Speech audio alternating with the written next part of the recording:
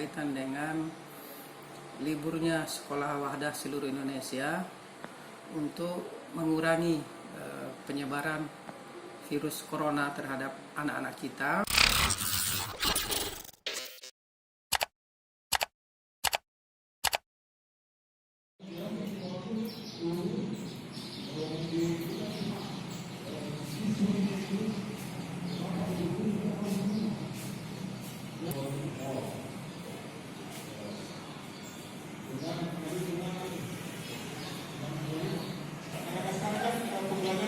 Pembelajaran online dulu secara marak, misalnya kau belajar online saja. Jangan bagi.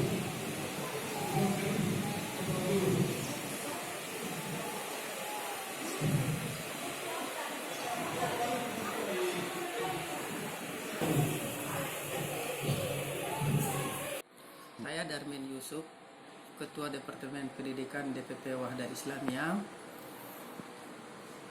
Kemarin kami sudah rapatkan seluruh pengurus Departemen Pendidikan berkaitan dengan liburnya sekolah Wahdah seluruh Indonesia untuk mengurangi penyebaran virus corona terhadap anak-anak kita, dan proses belajar mengajar dialihkan ke rumah masing-masing seluruh siswa dan diarahkan oleh guru, wali kelas, dan guru mata pelajaran secara online.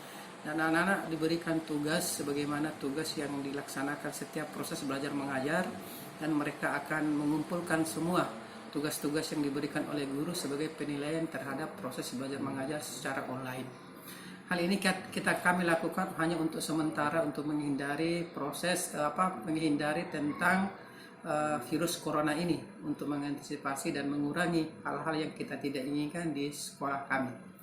Begitu juga kepada seluruh orang tua siswa untuk membantu guru-guru dalam proses belajar online ini, mendampingi anak-anaknya supaya mereka bisa maksimal terhadap proses belajar mengajar yang dilakukan oleh guru-guru kami di seluruh Indonesia ini. Dan terakhir kami sampaikan juga seluruh aturan dan peraturan yang dikeluarkan oleh Dinas Pendidikan.